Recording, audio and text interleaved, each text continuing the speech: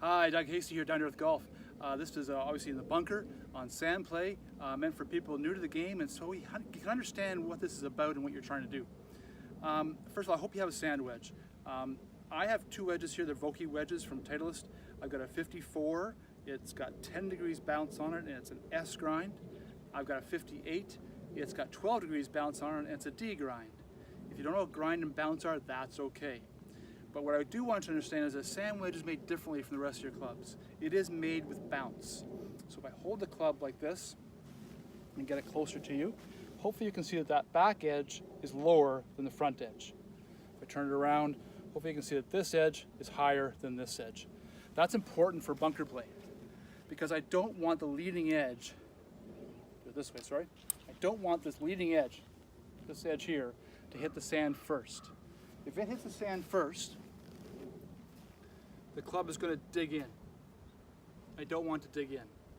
So I want this back edge to the sand first. And if I do that, if I just sit this club down normally, and it's a good sand wedge, I take a swing, that bounce for the back edge of the club is going to hit the sand first, and it's just going to go through the sand. And that's what I want. So I want you to understand that if you don't have a sand wedge, please get a sand wedge. It makes this so much easier than if you're trying to use a pitching wedge, because most pitching wedges don't have bounce.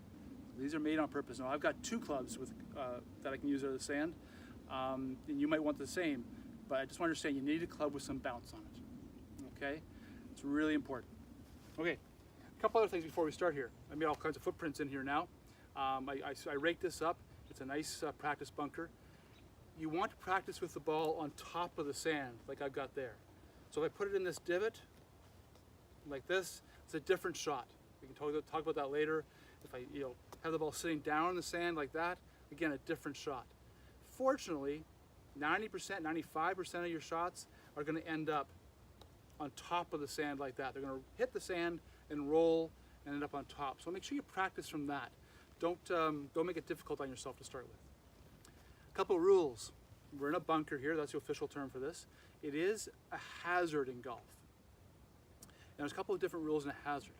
One of the rules is you can't remove loose impediments. A loose impediment is something that is natural, but it's not attached to anything.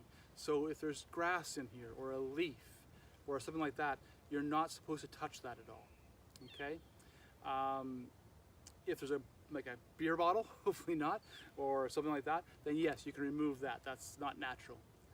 The other thing is you're not supposed to ground your club. So let me get rid of one of these clubs here. Now, as of January 1st, 2019, if I kind of do this, just by accident, or if I lean on my club like that, it's not a penalty. But what is a penalty is when I go to address the ball and go to hit it, if I touch the sand like this, even just barely like that, that is a penalty. That's add 2 for that. So you're not allowed to ground your club, or basically just don't touch the sand with your club until you hit the shot.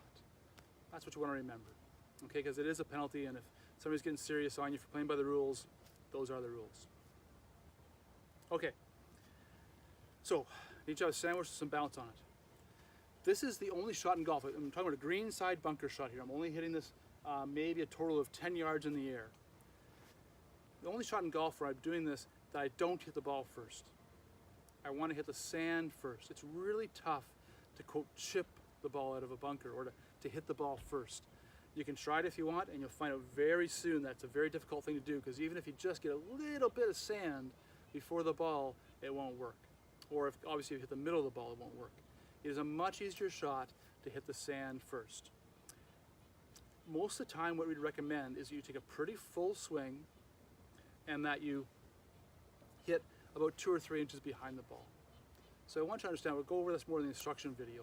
I want you to understand that this is, you're getting the sand, you're hitting the sand below the ball out, and that's going to propel the ball out.